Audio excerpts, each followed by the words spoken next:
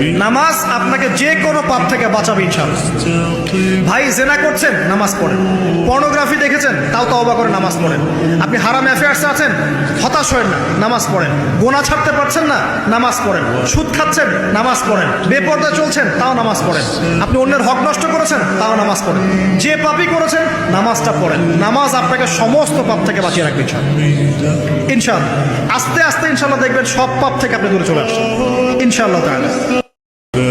নামাজ আপনাকে যে কোনো পাপ থেকে বাঁচাবে ইনশাআল্লাহ। ভাই জেনা করছেন, নামাজ পড়েন।